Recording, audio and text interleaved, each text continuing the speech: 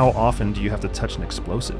More often than you would expect. We were off the coast of an Asian country, and they said, hey, there's a person coming on a boat to collect explosives.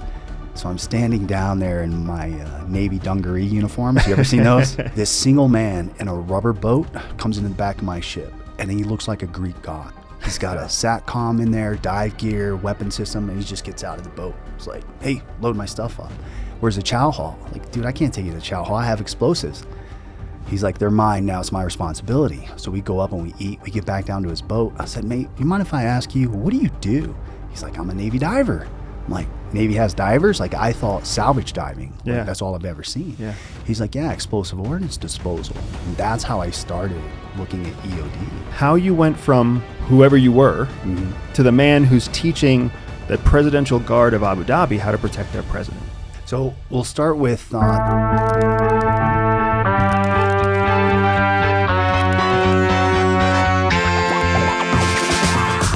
Trevor, I'm super pumped to have you here. I've been wanting to have this conversation for a long time because you and I have a number of things in common. Now, there's also some awesomely unique things about you that I want to get into.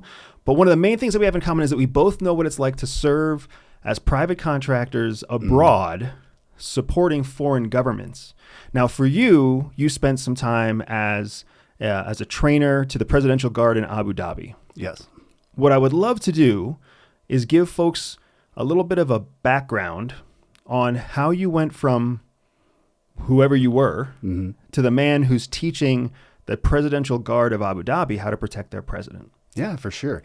So we'll start with the last 3 decades. I'll give you a high-level overview, and then we can back up into this particular organizations that I worked for. So in 1993, I graduated high school, joined the U.S. Navy. How horrible does it sound to say that? 1993, I graduated from high school. On the flight yesterday, I was coming up here and almost vomited in my mouth. I said that out loud. And then last night, I got in the taxi, and the individual driving was also my age. And I said, wow, what a significant difference. He was talking about his upbringing. Really interesting conversation, but it just highlighted the difference of how we look, present ourselves at the same age and the completely different paths that we've taken. So yeah, it's a mouthful to think 1993. You know, it's so crazy though. You just said something that struck me recently. So I don't know if this is relevant for you, but as I've been getting older, I'm 44 right now, turned 45 this month actually. And as I've been getting older, I've been really starting to grow a relationship with mortality that I never really had in the past. Ooh. And it's for nothing else other than my age. Like, I worked for CIA, I was in the Air Force, like I've been in combat zones. I never thought about my mortality then. Yes. But now, for whatever reason, with a couple of kids and like a steady business, now I start thinking about it. It doesn't make any sense to me, but it makes me appreciate these little moments. It does. So much more. Did you, just because you said mortality, I've been reflecting on this for a couple of weeks, not really ready to make a decision, but it would be an interesting conversation to have with you. Do you remember the guy that wrote, I want to say it's the book, Thinking Fast? Thinking Fast and Slow. Yeah. So he died recently. Did he really? Like, that's mind-boggling. Assisted suicide. What? So I've got to send you this man's name and look it up. He kept it really private. I think he was around in his 70s. Phenomenal human being, Nobel Prize winner, something to do with economics, turned the economic community on its head. He made a decision to end his life on his own terms while he was fully functioning. I have totally had that thought. And so I don't want to say, because my family's going to watch this, I don't want to say I'm contemplating my own ending, but I've always said I never want to be an imbecile and have my children look at me deteriorating and go through that process. I've had 2 grandparents die in the last 4 months, and they both deteriorated quickly into like these shadows of who I remember them being when I was growing up. And then my wife had her grandmother pass, I think 2 years ago, with the same kind of thing, like this deterioration. And after living it and watching it, it's hard to accept that I might ever do that to my own kids or grandkids. So if you're presented with the opportunity to choose your date on your own terms, how do you think that conversation would go down with your family? That's so right. So we're way off track from you starting your story, but oh, sorry. But I will tell you the inappropriate thing that I told my son to test that very question. Okay. I wanted to know, like, how would my oldest feel if I ever proposed controlling the day of my departure? Really? Right? So here's what I told him. I was like, Sina, you just met him downstairs. How would you feel if I chose to die by skydiving without a parachute? And he was like, well, I don't know, Dad. Like, that would definitely kill you. And I was like, here's what I'm thinking.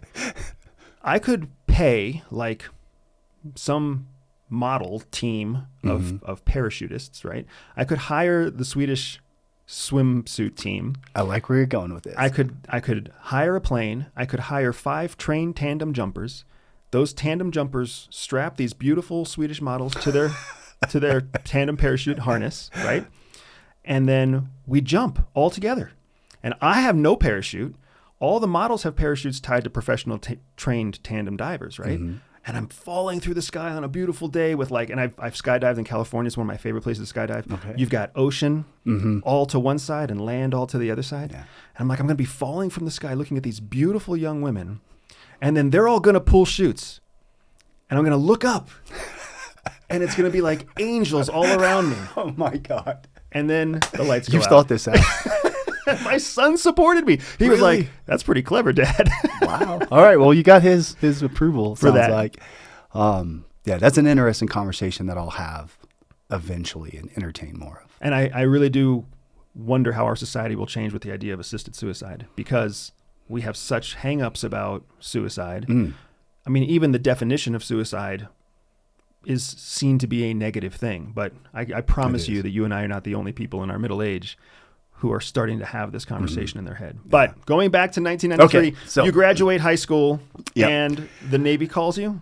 No, actually, I'll get into this later, but I went to an Air Force recruiter. I wanted to be a pilot. I'll explain how that didn't happen. Joined the Navy, spent 12 years on active duty.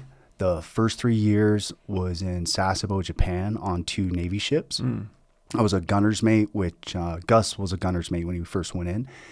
It's just it was a 9-month A school about weapon systems and small arms.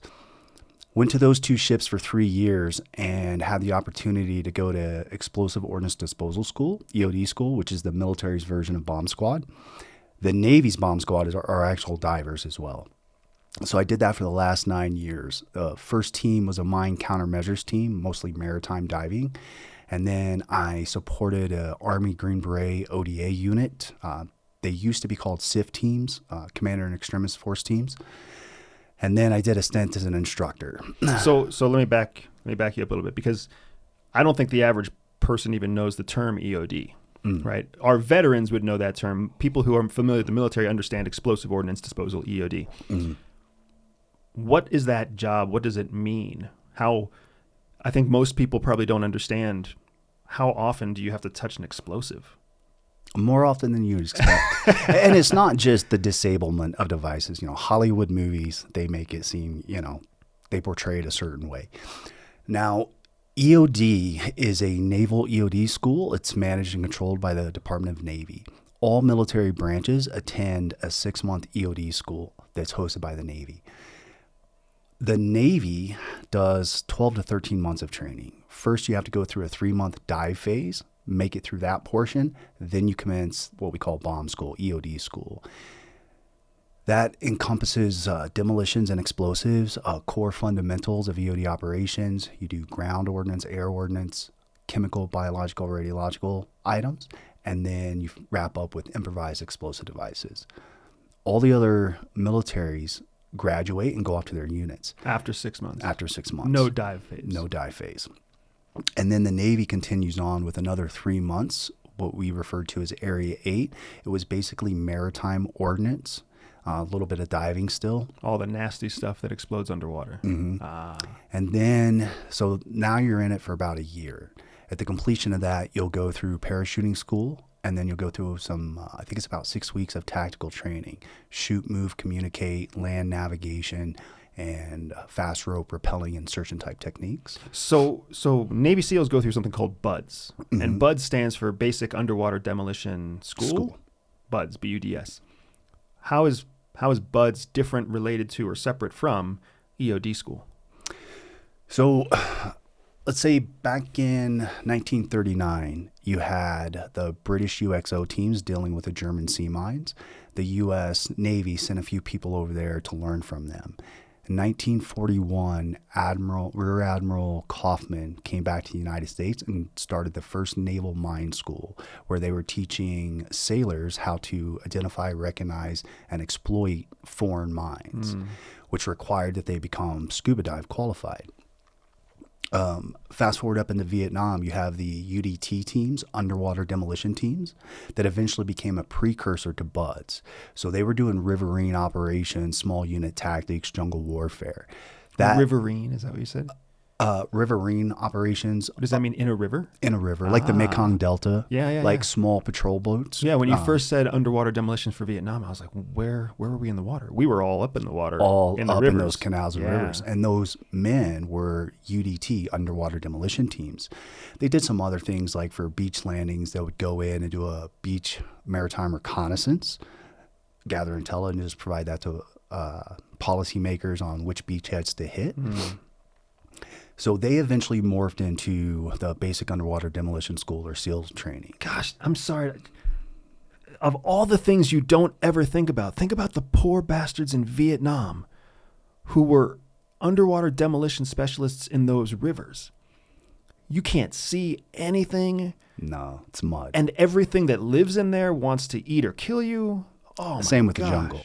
Yeah, they were some hard men, like young, just want to get after it, and yeah, we'll do it. Let's go. And the techniques and tactics really started to evolve and develop from there. So you had that capability, and then you also had the Naval Mine School happening at the same time. There were some incidents between, say, the 40s and 70s, early 80s that involved Navy EOD personnel. In I think it was 71 or 72, we actually formed EOD school. We brought all these training organizations together to create the NAV school EOD. And what was noticed is that the Navy, I think there were some Iranian missiles that hit a particular ship that did not detonate, and they flew some Navy EOD techs over to it. Well, now they need to know how to fast rope, rappel, and climb boats. So over the 2 to 3 decades, they started to realize, yes, we need an EOD bomb squad capable military in all branches, but the Navy particularly has some unique situations. Right? We still have ground units that work, in Afghanistan and Iraq, but we also have units now that support counterterrorism operations, that support maritime operations. Yeah. And so your question of how often do you handle explosives, we'll do things from threat and vulnerability assessments. We'll augment the Secret Service and other organizations to go look at venues and clear and search those venues. So we do a lot of building searches, vehicle searches. It's not just the movie disarming a bomb. Yeah, exactly. Yeah. Where everybody puts on the big bomb suit and rolls in with the machine. Yeah. So it sounds like there's a relationship between the Navy SEALs and EOD because they were both kind of formed from the same muck in the 40s, 50s, and 60s. To some extent, when UDT transitioned, there was a bit of a break. Some people went the bomb disposal route. EOD, and others went off to BUDS. Which is Special Forces. So it's more of a, in your words, how would you differentiate between EOD and Navy SEAL? What's the two different mission directives? EOD is specific about UXO, unexploded ordnance, IEDs, improvised explosive devices, and hazardous devices. That's our primary mission area. The SEAL teams are advanced soldiers conducting soldier operations. And of course, they go into their more refined, some teams will work in mountains, some will be desert, some will be jungle warfare, some are specific to counterterrorism. And so they're really, when you think about shoot, move, and communicate, get into places, get out of places, that's their skill set. Got it. Now, on those teams, they'll have a qualified medic, a qualified communications person, and over lessons learned, we need somebody that's capable of disarming booby traps, clearing a hostage device, but can still do what we do to a certain level. Right. Maybe not as good as them, but to a certain level. And that's the second team that I started supporting. That was their mission, counterterrorism. So you start to go through all of their tactics and their training and their tradecraft stuff. So you start to run as a tandem party to a SEAL team, similar to what happens with some cyber people, similar to what happens with some human people. They're kind of seconded for a series of operations or missions, but they're not full-blown SEALs. Correct. Now, it sounds like, so you went through EOD school, you did the EOD thing after being a gunner's mate is how you came into the Navy, and then now you end up kind of 3 steps removed from normal surface warfare operations. Which was amazing. I've heard surface warfare is hard work. It's 3 years spent on 2 ships. It was towards the end of my service, and I was contemplating getting out. We were off the coast of an Asian country, and they said, hey, there's a person coming on a boat to collect explosives. Here's a shopping list. Go to the magazine and pull it out. There were some grenades, C4, and a few other things. The back of our boat opens up. It's an amphibious ship. It opens up and it floods so that smaller boats can come into basically like a mothership. So I'm standing down there in my Navy dungaree uniforms. You ever seen those? Looks like Cracker Jack uniform. The white ones, right? So the dress ones are whites. The working ones are blues. Oh, blue, yes. Yeah. So I'm standing down there in these bell-bottom pants waiting on this guy. This single man in a rubber boat comes into the back of my ship, and he looks like a Greek god. He's got brown UDT shorts on, sunglasses, that's it. Bleach blonde hair, fit, tan as can be. He's got a SATCOM in there, dive gear, weapon system, and he just gets out of the boat. It's like, hey, load my stuff up. Where's the chow hall? Like, dude, I can't take you to the chow hall. I have explosives. He's like, they're mine. Now it's my responsibility. So we go up and we eat. We get back down to his boat. I said, mate, you mind if I ask you, what do you do? He's like, I'm a Navy diver. I'm like, Navy has divers? Like, I thought salvage diving. Like, that's all I've ever seen. Yeah. He's like, yeah, explosive ordnance disposal. So he gave me something to go research and look into. And that's how I started looking at EOD. And I just happened to have a lieutenant that was on the boat that was in the pipeline. He had to finish his surface warfare deployment before he could go to EOD school. And that's how I got interested in EOD and actually got involved. How wild, man. Yeah. So we're fast forward, 9 years? Is that right? 9 years of military career? 12. 12 total. 9 years in EOD. So at 12 years, that's a hard time to get out, man. Oh, it was a life event. I became a single father to a newborn daughter. Fortunately, I was an instructor at the time, so I was mostly at home. When she turned about 1.5 years, that's when I was about to go back operational. And I had screened before for DAMNEG. I had went to a 1-week screening process and got accepted and an invitation to go to Green Team right before 9/11. Green Team is a SEAL training team.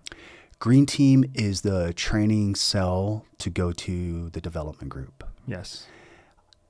Now, 3 of us from my unit had went out there and went through the 1-week selection process.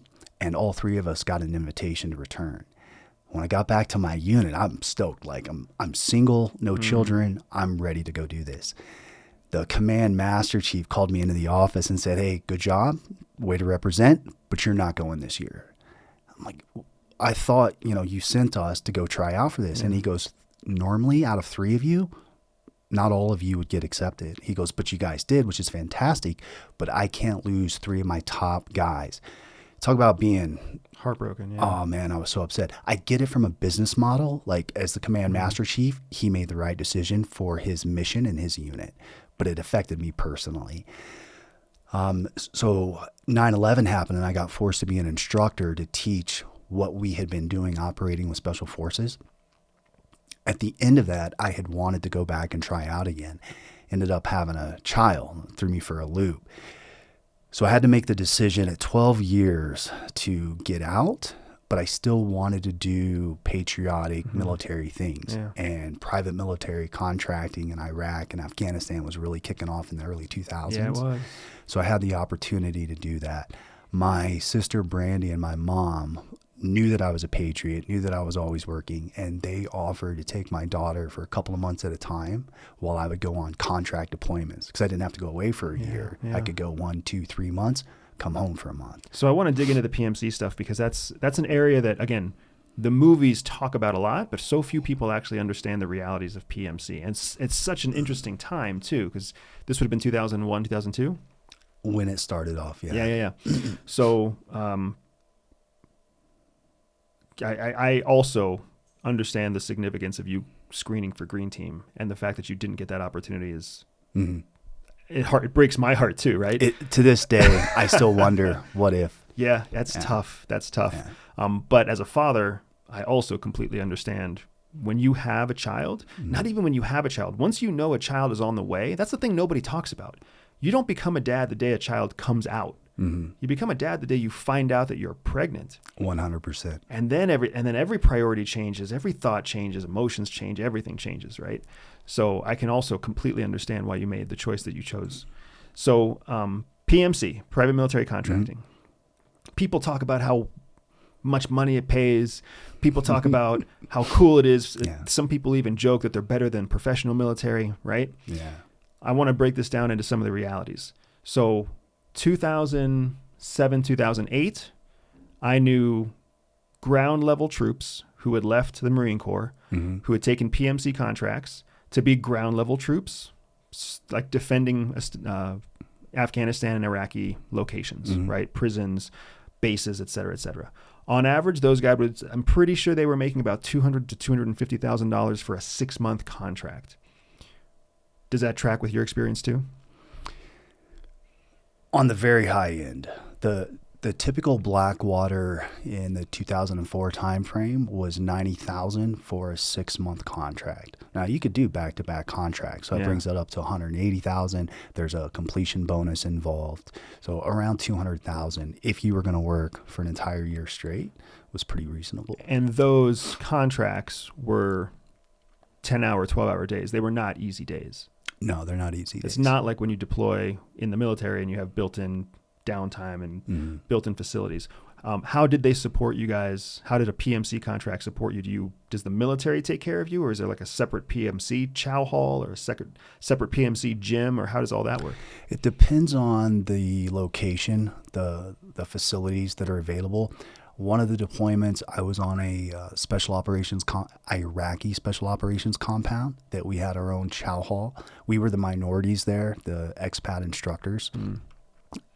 So we slept in tents. We ate in their chow hall. We ate their food. We lived not their lifestyle because it was still set up by us as a military organization. And then with Blackwater, we had our own camp, like full of contractors. We had our own chow hall. We could go on to the military compounds and certain military chow halls. We could use our IDs to get in there and eat. So normally the PMCs will be self-sufficient, or they're augmented somewhere else and they're using their facilities. What's the relationship like between a uniformed soldier and a PMC soldier? It can go either way. Early 2004, 2005, those soldiers loved Blackwater. You could go into a military Humvee, and on their dash where the tactical commander sits, he would have the call signs for Blackwater Aviation and Blackwater QRF. Because if you called Blackwater, they were going to come for you, like no questions asked. In the early stages, eventually rules and policies got in place, and you have to follow, stringent guidelines. Of course. So in that aspect, they loved the fact that they could call you and there was no red tape. We were going to come assist you. There's other people that will look at you and go, oh, you're in a polo shirt and tactical equipment. I'm like, yeah, it's in my contract. I have to wear a polo shirt. But I'm still going outside in the wire and conducting missions. And it really comes down to how you portray yourself. Like if I walk up to a soldier, I introduce myself. How are you? I'm not better than you. I'm not because I make more money or because I have a different job title or what I do. I'm just here like you are. They will receive that much better. But I was just going to say, there's some arrogant people out there that think, oh, I'm a private contractor. Yeah. What does that really mean? Yeah. It just means military, you get paid by the military. This time I'm getting paid. The money's still coming from the U.S. government. It just goes through different organizations. We're all doing the same job. What was the business case to have an organization, a private organization, supplementing the U.S. military in 2004, 2005? Efficiency, saving money. Don't say that too much. Don't say that too loud right now. Yeah, so that's what it is, right? Like Eric Prince, there's an article that you can find online. They were talking about doing maritime interdiction operations for piracy. And the U.S. military, as an example in this article, says, okay, if we're going to send 3 helicopters, we're going to send 9. We need a couple helicopters for every operational helicopter. Now you need all the support crew, the logistics, the footprint becomes extremely large. Eric Prince says, I'll send 2 helicopters, 2 flight crews, and some supplies for this much money. They'll be there in 24 hours. They will work long days, long hours every single day. They will be more efficient at this. And he always came through with that type of stuff. So private military contractors, I hesitate to say they can navigate the red tape. There's different regulations and rules and efficiencies that the military can outsource the work to somebody that can just go out and get it done. Yeah.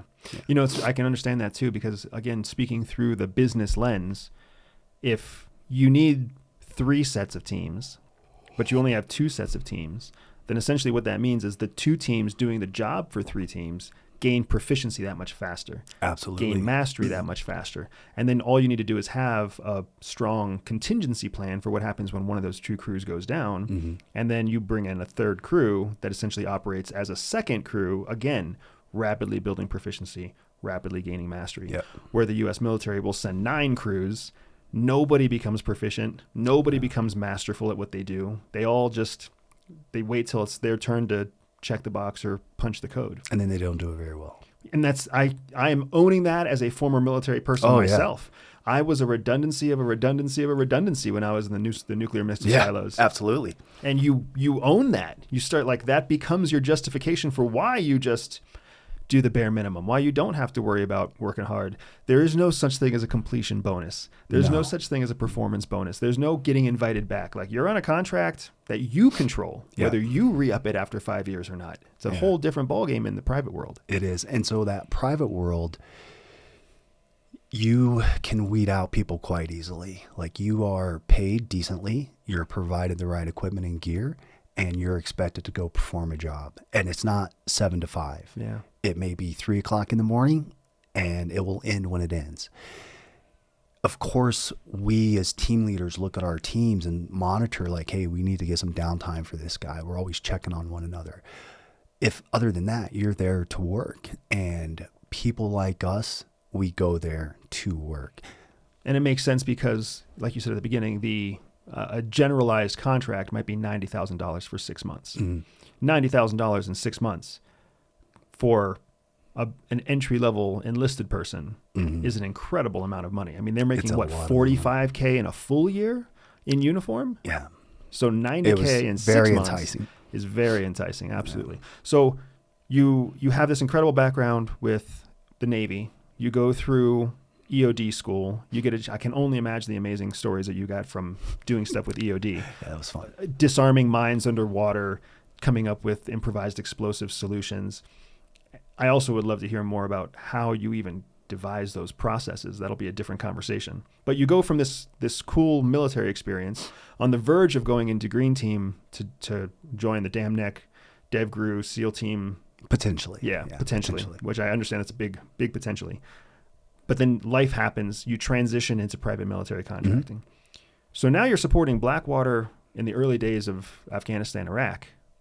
When does the turn come where you go from supporting military contracts for the U.S. to government contracts for Abu Dhabi and Ally?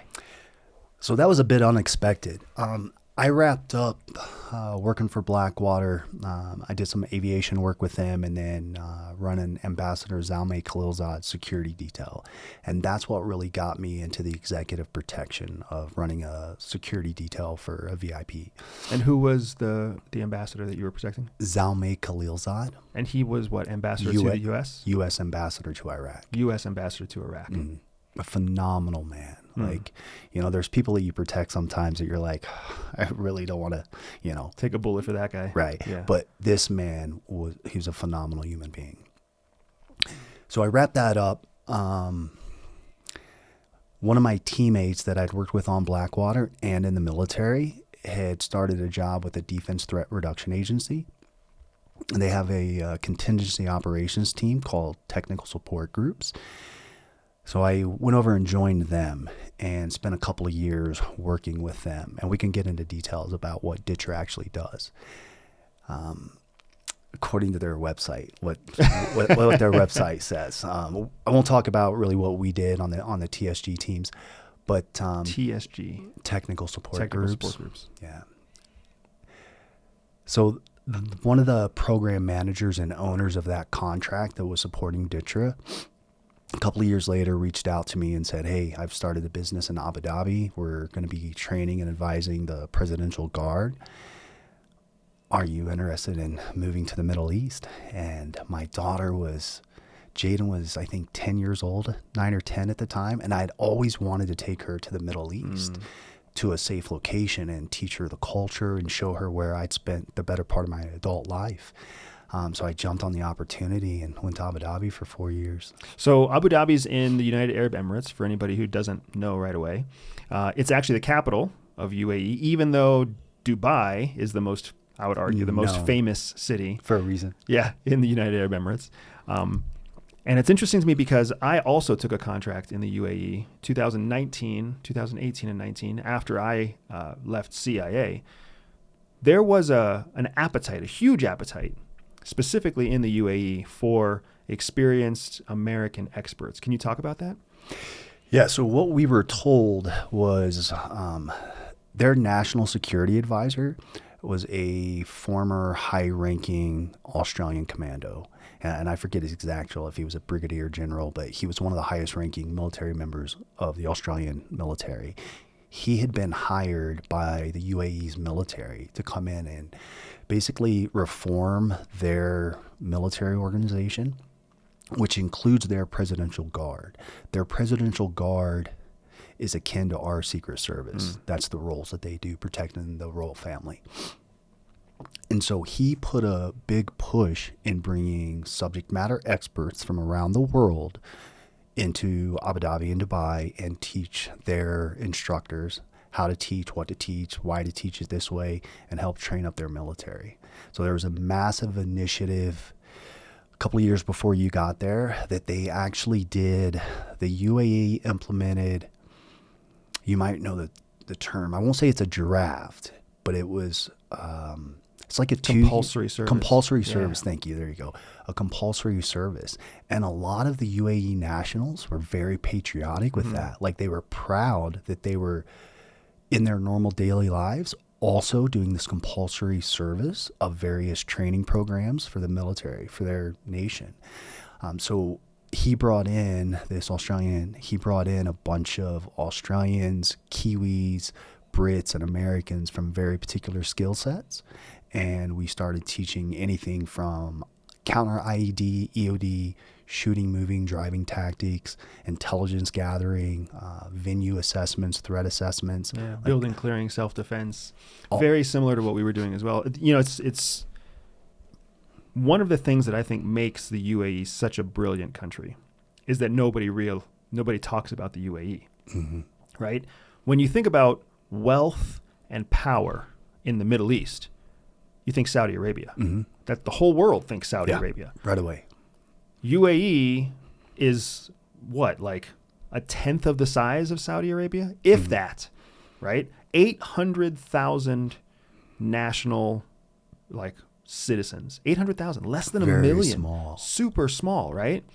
Incredibly wealthy country. Very pro-Western, very modernized country. They still have their own Sharia law that they follow, but that's broken into the 7 different emirates that make up the United Arab Emirates.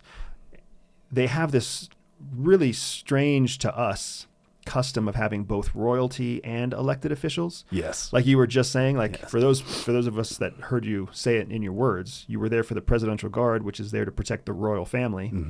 So there's an interesting dynamic there. But all of that to say, an incredibly patriotic country. And when compulsory service was introduced, those 800,000 nationals didn't balk at it. No. Now, an Emirati culture is nothing like American culture. An Emirati veteran is nothing like an American veteran. 2 years of compulsory service is completely different than 4 or 5 years of voluntary service. The levels of professionalism are different. And I think it's really interesting because I came in because they were doing the same kind of intelligence reform that you said they were doing for national security reform. So they were bringing in subject matter experts from the United States and from Australia and from New Zealand and from Canada and from Great Britain. And it was an incredible smorgasbord of people to work with. Mm-hmm. But the challenge was all these people are Westerners. Western mindset, Western discipline, Western expectations, Western structure. 100%. And that did not jive well with Emirati customs at the time. Yeah, we had this joke. There's a short book that talks about Lawrence of Livermore that went out there in the Arabian desert that, 40, 50 years ago, the book was written. It still stands true to this day about their culture. And what's interesting when you first walk into a meeting with their upper leadership, we expect to walk in a 30-minute meeting, like here's the agenda, here's the topics, let's get it done, solve problems, move on. You walk into their meetings, and now I appreciate it. It's, how are you? Yeah. How's your family? It's personal. How's your children? We'll talk about random things. So like if it's a ABC, you start with D, F, Z, maybe you make it to A. Yeah. So you have to really learn their culture and adhere to them and slow down, be patient. There's a really practical element. In my opinion, there's a practical element to how Khaliji, wealthy Arabs handle themselves in business settings and professional settings. They're testing the relationship all the time, because if they know negotiation is coming in the future, so they don't want to wait until the future to determine how to negotiate with you. They want to understand right now. So they're testing who's in control of the conversation. They're testing what are your limits for blowing a 30-minute meeting. Mm-hmm. How do you feel if they show up 11 minutes late? How do you feel if they're in the middle of talking to you and then they get interrupted by their advisor and they pause you like mid-speech all the time on their turf, right? On their dime. Mm-hmm. They're constantly testing it. And it makes complete sense when you look at it through a lens of how the Bedouin culture before oil money ever set in. Right. Which, let's not forget, they were Bedouins until the 1950s. Mm-hmm. And then almost overnight, the region became billionaires, right? It's incredible. Yeah. It's just right to quite think about. Rapidly. People don't really understand that when they go to Dubai and they see all this fancy, glittery stuff. There's a famous picture of the road between Dubai and Abu Dhabi, dirt with camels, like from the 1940s, I think it was. And then within like a couple of months, it's this massive 6-lane highway with nice cars on it. And automated speed traps. It's an incredible place. They're very efficient about those. It's an incredible place. But so now you're training the Presidential Guard. Mm-hmm. Again, that's a whole separate conversation on its own, the stories that must have come along with that. But what I want to understand is how did you craft that career? Why did you want to take your child into that culture? Why did you want her to spend time there? How long did you spend there? How did that whole experience go? Overall, we lived there for 4 years, which we had intended to stay a little bit longer. But again, found out a birth of a child was coming and you make all kinds of new decisions. That was a very interesting transition. It's interesting when I look at my family growing up in Indiana and myself, like they are very content with where they live. They're super happy and I love going to see them. But once I left home and 18 years old and arrived in Japan, I was like, this is it. I want to see more. I want to travel. Like I have a hard time staying in one place for a little bit. I just want to keep traveling and seeing new cultures. And so by default, there was no mother involved. It was just myself. So whatever I told my kid, she was going to do. Yeah. So, hey, grab a backpack. We're going over here. She was like, cool, Dad, let's go. And then, all of her uncles were guys like me. That's just how the environment, good or bad, that's how she grew up. Yeah. And so now she has that mentality of traveling and seeing cultures. And I wanted her to be able to, experience the Middle East at her age, to be able to understand the differences of our cultures. One, just for her general awareness, but also to know a little bit about my background and what I was doing. And in that process, ended up meeting another person, Christy, my wife, and found out that we were going to have another child unexpectedly. And there were some things going on at the time. I was in the middle of buying a sailboat. I had just came back to the U.S. I had an invitation to do a 5-week selection/interview process for a particular organization. I'd completed that and got a job offer, bought the sailboat, found out my wife was pregnant. Was that a government organization or another private organization? Let's just say it was, I was hicking up on which one to say. It was to support the U.S. government. Gotcha. Yeah. Okay. So then, so how old was Jaden, your oldest? Mm-hmm. How old was she when you guys ultimately left Abu Dhabi? 10. So she was 10 there years from old. 6 to 10. No, I'm sorry. 9 to 13. From 9 to 13. She had just turned 13 when we were leaving. And what's her opinion now of the Middle East? She has a pretty direct personality like me, which is interesting to talk to her now as an adult. She loved it. I mean, so growing up in Midwest, in Indiana, she has brown skin. She's half Pacific Islander. So she has this beautiful brown skin, jet black hair. In the early 2000s in Indiana, my sister, who's completely white, walking around with her and her 2 white sons and my brown daughter, people would be like, "Oh, where did you adopt her from?" She'd be like, "What? It's my brother's kid."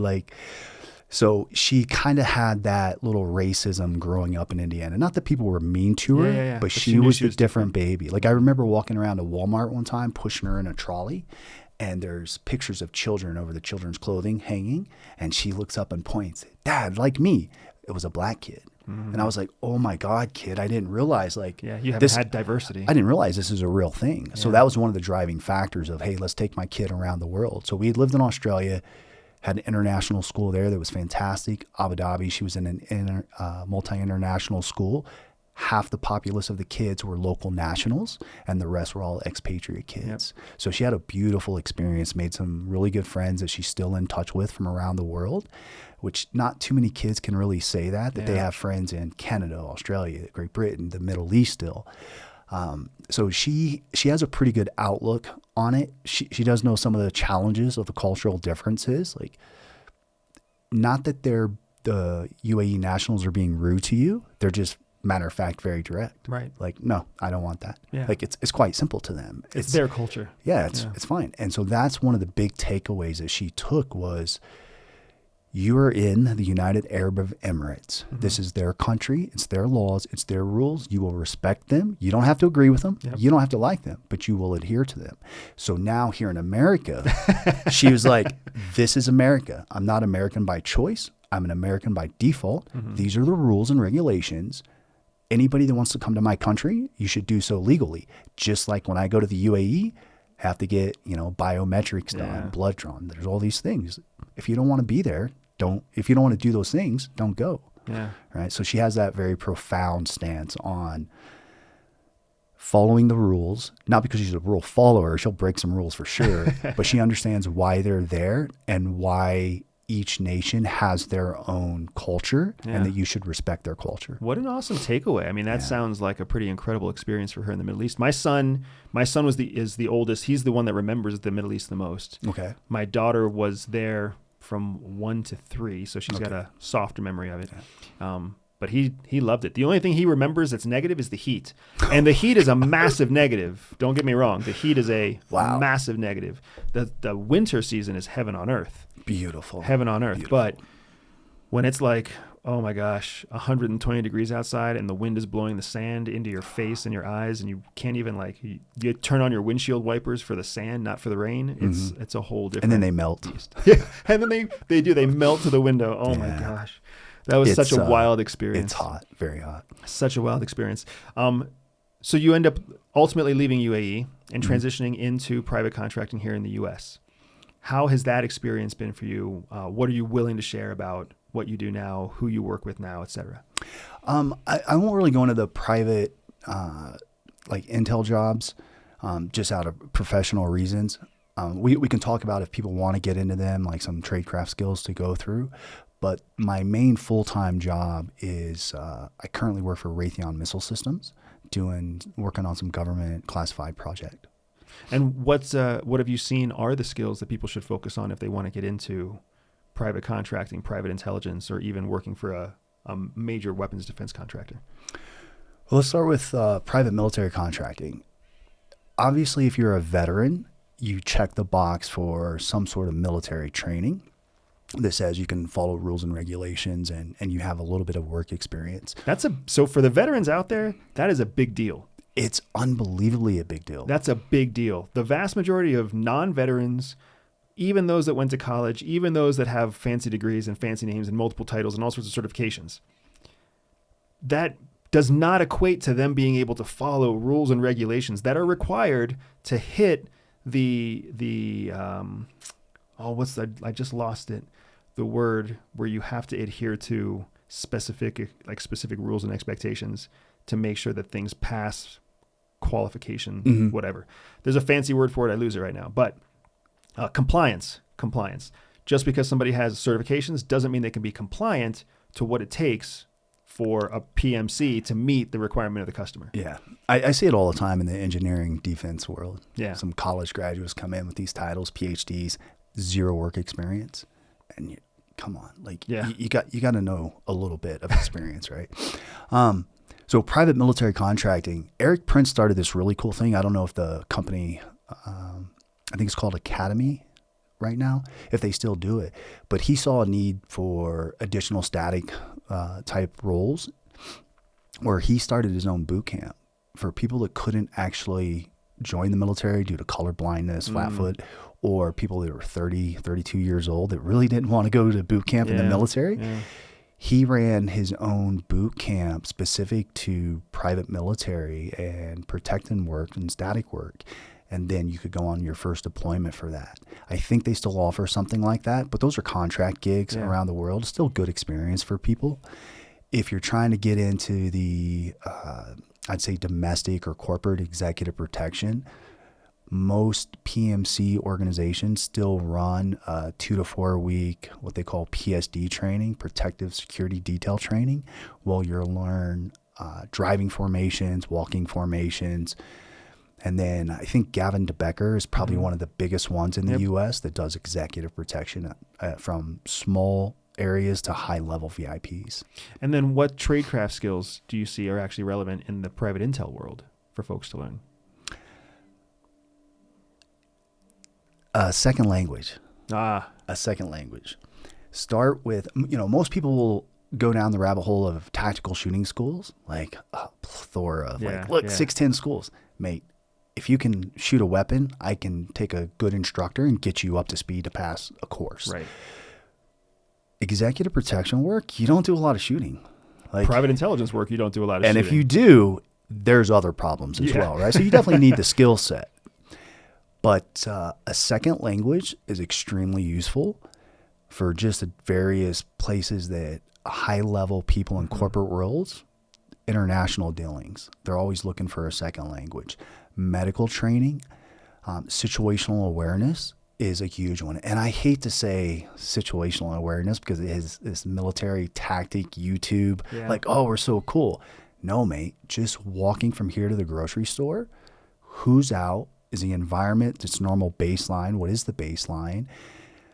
That is such a huge component of intelligence and protecting people because you have to be able to anticipate in order to prepare and mitigate a potential threat. It's funny because I often answer, when people ask me the same question, I often answer, you need to have analytical thinking that's objective-based, not subjective-based. And then you need to have the ability to write.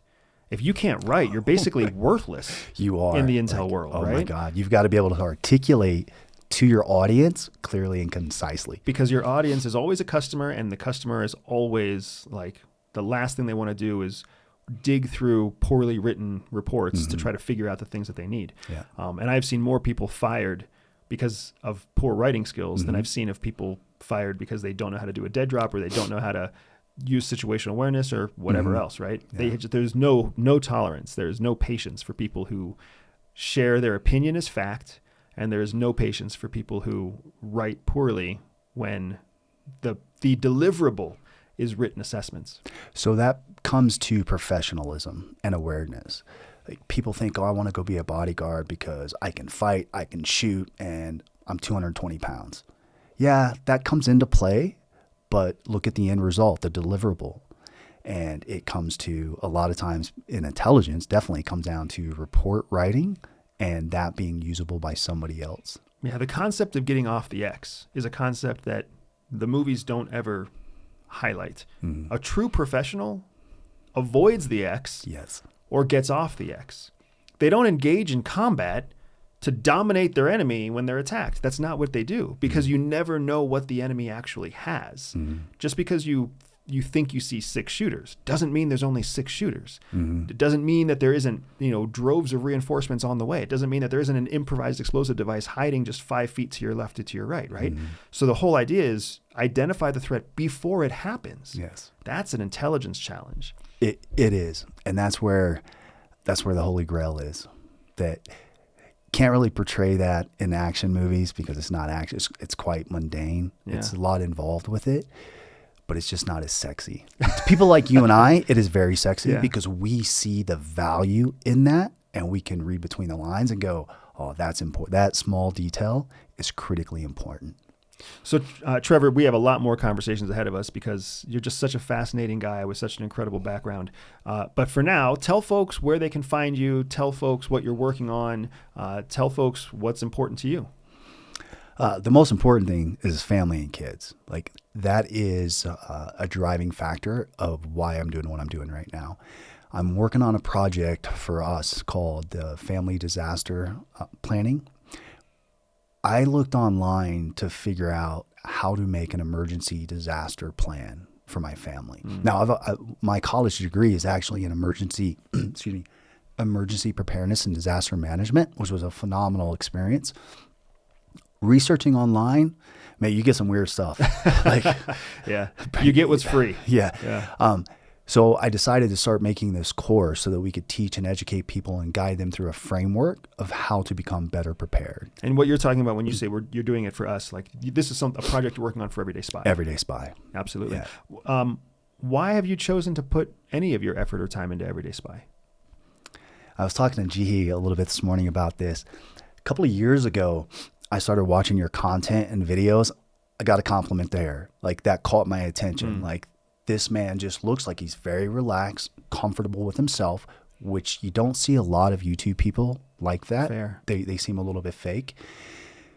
So I'm watching your videos. I'm reading the emails and content. You had a lot of courses that were going on, but I didn't really want to go to those courses. I didn't want to invest the resource of time and money to do something you'd already done. Yeah, but I'm still interested. Like, selfishly, I want to go do it. Like, I want to go do streetcraft, but I can't look at my wife and kids and say, I'm sorry, I can't spend the weekend with you because I'm going to go do this, right? She's like, your career's over. Like, stay at home.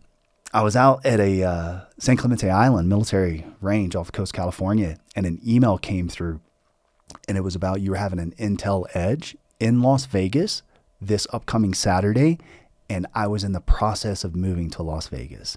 I have no excuse. I don't have to pay for flights. I don't have to pay for a car. It's right there in the town that I'm living in. Yeah. So I called my wife and said, hey, Saturday, I'm sorry, I can't do a barbecue. I'm going to be busy, because I wanted to come meet you in person and feel your energy. Like, are you just blowing smoke or are you genuinely passionate about helping people? And so I signed up for Intel Edge, and I was telling Gus this, like, once I met you and the team and went, wow, they're wanting to help people break barriers that want to break barriers. You're not trying to market to a person this, I don't want your help. Like, you're only looking to help those that want to help themselves. And you're not limiting your skill sets. Like, coming from your background, you know, we need health, we need wealth, we need to develop relationships. Of course, there's skills that we need to develop as well.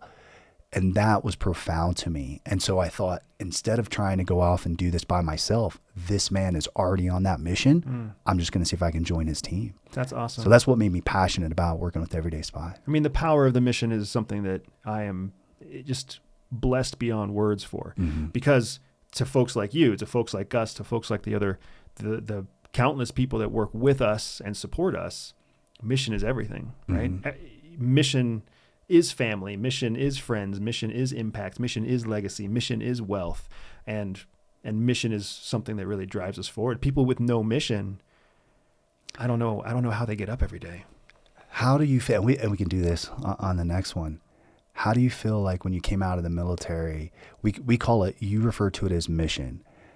I may say, what's my purpose? Yep, purpose. Because in the military, you had a purpose. You were told what your purpose was, and you were told you were the tip of the spear, and you were valuable, and you were this. Yeah. The day you step out of uniform, that all goes away. And you talk about being lost. So it's interesting when you said the mission of your family, like you're always open about talking about your wife and your children. That's how I feel now. When I started the conversation with my family is my life. The reason that I'm doing what I'm doing now, my mission, my purpose is for my wife and my children. I wish there were more men especially, but I'm sure they exist as women too. I just don't know them as intimately. I wish there were more people who were willing to say, my family is my mission. Because instead what happens, I think, is people feel like family is like an afterthought. It's like a requirement or a... You should do this. Yeah, it's checking a box. Mm-hmm. For me, it's everything. Like it's the reason you do what you do to change. The children that we have are the next generation. They will be the 40-year-olds of a future day, making the decisions for our economy, making the decisions for our progeny, because their children will be our children too, right? Yeah. Our grandchildren. They carry the DNA forward. They carry the memories forward. They carry the values forward. So to me, family it's the most important thing. It's the only thing that could have pulled me from CIA was family. And it did. Yeah, same. So you already have your thoughts on this. Society is not set up to push family first. Yeah, to value over the last couple of decades. It's other bright, shiny objects. You need this PhD. You need this career. You need to be the CEO. Yeah. You know, one of the most interesting persons that I know works at Raytheon, really great chief engineer. When I first met him, I had the opportunity, where I shared a common wall with him, and I would hear his conversations every day. Probably shouldn't hear some of them, but he was such an intelligent person. Yeah. I really started to pay attention to how he conducted himself and how he ran programs. This was a man that was striving to eventually become the president of the company. His ambition was insane, and he's quite skilled for it. During COVID, I was selling some bumper plates, CrossFit bumper plates for my house. This man knocks on the door, and I was like, oh my God. He was like, yeah, I got to set up my CrossFit gym in my house. And so we were talking a little bit. About a year later, he came up to me and he said, Trevor, he had triplets. Wow. I think triplets. He already had twins, I think. Wow. Oh, yeah. Blood for punishment. And he said, we were working on the same project together, and he came up to me and says, hey, I'm going to leave this project and go to another one. I said, oh, what's going on, man? If anybody can solve this, it's you. And he said, this COVID thing. He said, I've been at home remote working for a while. He goes, what am I doing? Mm-hmm. He goes, I used to get up, drive into the office early, stay stressed, stay late, go home. He goes, do you know what I see when I'm at home? My wife with our children. It's the most beautiful thing I've ever witnessed. He goes, so I'll admit it, I'm going to take an easier job that I can work 9 to 5, be home every night, be home with my kids, because that is now my focus. And I complimented him going, do you know how many middle-aged men do not recognize that and become aware of it until it's too late? So I found that I always think about that every week, about that conversation, to keep me focused on when I get down in the weeds, hey, this job effort is an effort, but my mission is my family. We decided to homeschool our kids fairly early on. I remember. Great decision. It's been a great decision. It's been a challenge, but it's been a wonderful experience. But the reason I bring it up is because I remember as a kid how every time I was around my parents during the weekdays, it was clear they didn't want me around. I was stressful. I was noisy. I was whatever else. Me plus 2 sisters, they didn't want any of us around, right? Basically everything from wake up until we got on the school bus was hell for everybody. Mm-hmm. And then everything from when they got home from work to when we all went to bed was hell on earth for everybody. It was noisy. It was fights. It was screams. It was yells. It was, do your chores and brush your teeth and everything else. And that was for 18 years before I left home. Mm-hmm. It clicked when my son was about 2.5 or 3 years old. He was going to a day school so that I could work. And I was working from home. When we left CIA, one of the big things I wanted to work from home. I wanted to live in Florida, and work in my house. And I knew it was possible. It was before COVID. I was like, I know this is possible. So I'm going to build this into my contract. I'm going to use my CIA negotiation skills in whatever that was, 2015, to negotiate the job that I want. So I was successful. We send him to day school. We pick him up from day school every day at like 4:00. And then I found out like it was the same thing. I was getting up, fighting with him. He had to eat in a certain time. Oh, yeah. He had to poopy in a certain time. He had to get dressed in a certain time. Whether or not he had nightmares the night before or not, didn't matter. Like, you're out the door at a certain time to get to school. And then the same thing happened on the back end. You pick him up at 5, rush him home. You have to eat. You have to shower. You have to bathe. You have to, get your bedtime, and you have to be asleep by 8:00 because the whole thing starts again tomorrow morning, right? And I found myself in that cycle. And I talked to my wife, and I was like, why are we doing this? Like, he can't be miserable all the time. Like, we have a child, and for some reason we don't enjoy having a child because we only get them at these 2 chunks. And then on the weekends, it's not any better because on the weekends, the whole cycle's, and it's like thrown off. So he doesn't know it's time to sleep in. He's 2. Yeah. He doesn't, like, we don't know what he eats for lunch because he eats for lunch Yep. at the day school. So all of this kind of clicked, and we decided to try homeschooling because he was young enough that we could try homeschooling. And then after like 6 weeks, my wife and I both had 2 kind of different epiphanies. Her epiphany was, it didn't take long before she knew everything about our child. She knew his sleep habits, his food preferences. She knew his dietary movements. She could tell by the look on his face and the murmurs coming out of his mouth what he needed. We had never known that before. It had been years of guessing and guessing wrong. Yeah. And for me, I came to the epiphany that a kid's best hours are from like 10 until noon, and then again from 1 until 3. This is when kids are magical. They're hydrated, they're fed, they're energized, they're creative, they're social, they're engaging. Everything before 10 o'clock is work.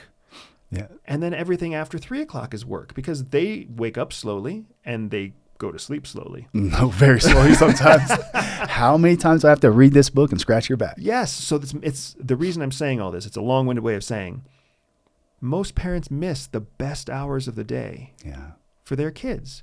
10 to noon, 1 to 3. They're with somebody else. Somebody else gets the best hours of your kid's day. And that person doesn't appreciate it. Because that person's got 30 other kids they have to deal with. And they're learning from that person. Yeah. And that arguably good or bad. Exactly. Right. That's the person they're seeing as their mentor, their role model, or whatever else. So for me, it was as soon as that light bulb clicked, I never went back. I was like, I can't give. I only have 18 years with this kid. I can't give 5 days a week, 4 hours of high quality time. I can't just give that to somebody else. I've got to keep that for myself because after 18 years are up, they make their own decisions. And I would rather them make the decisions based off of those quality hours with me than based off of feeling like I gave those quality hours to somebody else. That is a beautiful way to look at it that most people will not be aware of. Most people will think, oh, you homeschool your kid, you don't like public school systems. Yeah. You're a Jesus freak. That's an entirely separate conversation to have. If we just look at it the way you view it, that's phenomenal. Like, that is the quality time that you actually get with your children. And if you can learn to structure your work-life balance around those hours, you'll have that epiphany yourself and then regret sending them away that many hours. So I'm going to wrap us up today. Trevor, where can folks find you if they want to see you online? EverydaySpy.com/Trevor. And I absolutely encourage everybody to follow Trevor, hear about what he's working on, learn about what he's doing. You do some incredible stuff, man. And I love the way that you view the world, especially through your lens of experience. And I'm super excited because we're going to have you back again. And we've got so much to dig into. I want to dig into what you did with that sailboat that you bought. I want to dig into, what drives you about the idea of preparedness and emergency preparedness, and then find out more about your vision and your passion for your own family and what you plan on doing in the future. Absolutely. Folks, if you've enjoyed this conversation, make sure that you click on the link below. We've got all of Trevor's details there. Like, share, subscribe, share this with a friend that you think might have something to learn from this conversation between Trevor and I today, and we will see you on the other side.